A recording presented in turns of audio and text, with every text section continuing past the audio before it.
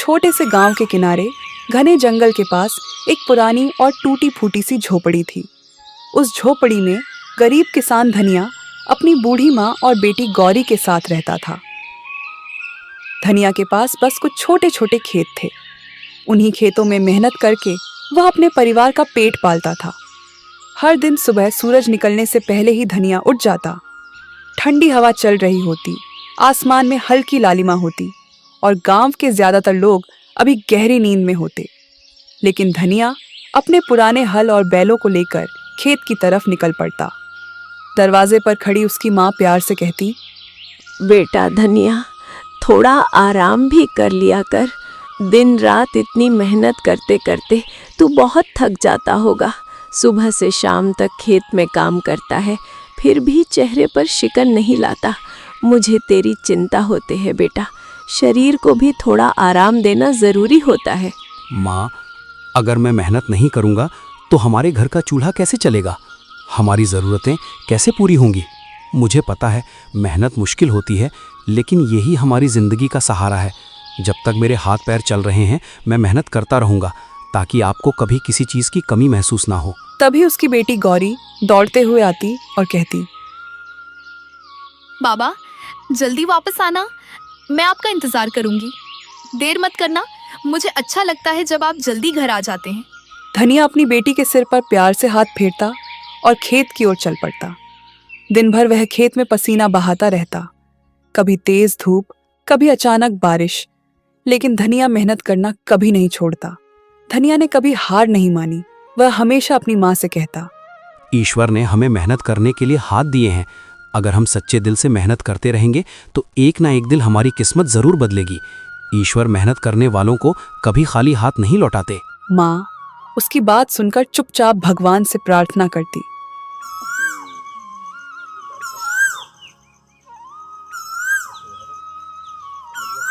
बाबा, आज मैं जंगल के किनारे से कुछ लकड़ियां लेकर आई हूँ, ताकि घर के काम में थोड़ी मदद हो सके।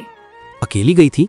बेटा, जंगल के किनारे अकेले जाना ठीक नहीं होता, वहाँ खतरा भी हो सकता है। हाँ बाबा, मैं अकेली ही गई थी। थोड़ा डर तो लगा था, लेकिन मैंने हिम्मत रखी। आप ही तो कहते हो कि डर के आगे हिम्मत रखनी चाहिए, इसलिए मैं बहादुर बनकर गई। धनिया थोड़ा चिंतित हो गया, क्योंकि गांव के लोग कहते थे कि जंगल के अंदर एक पुरानी गुफा है, जहां रात के समय अजीब अजीब आवाजें आती हैं। गांव वाले उस गुफा के पास जाने से डरते थे। बेटी, जंगल के अंदर ज्यादा मत जाना, वहाँ एक रहस्यमयी गुफा है।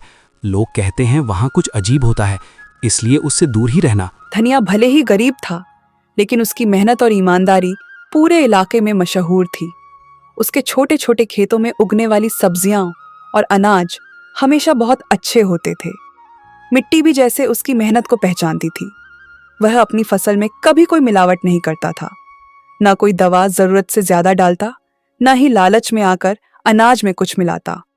यही कारण था कि जब भी धनिया अपनी फसल लेकर बाजार जाता तो उसकी सब्जियां और अनाज पलक झपकते ही बिक जाते। अगर सच में शुद्ध और अच्छा अनाज चाहिए तो धनिया से ही लेना।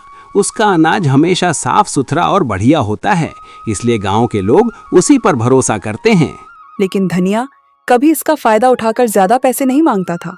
मेहनत का सही दाम मिल जाए, वही मेरे लिए बहुत बड़ी बात है। मैं ज़्यादा दौलत या बड़ी बड़ी चीज़ों की चाह नहीं रखता।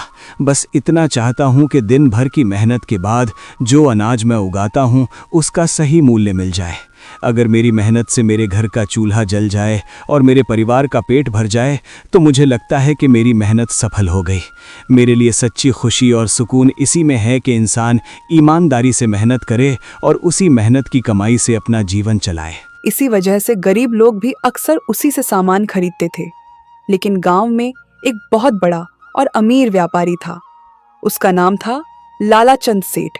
लालाचंद सेठ पूरे इलाके में अनाज और सब्जियों का बड़ा व्यापार करता था, लेकिन वह अक्सर मुनाफे के लिए मिलावट भी कर देता था और चीजों को बहुत महंगे दामों में बेचता था।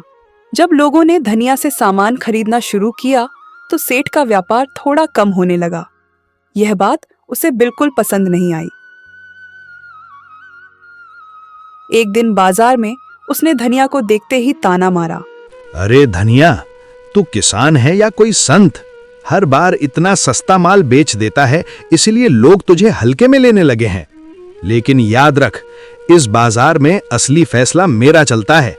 अगर तुम मेरे हिसाब से अनाज नहीं बेचेगा तो तेरा माल कोई नहीं खरीदेगा। फिर देखना तेरे घर का चूल्हा कैसे जलेगा।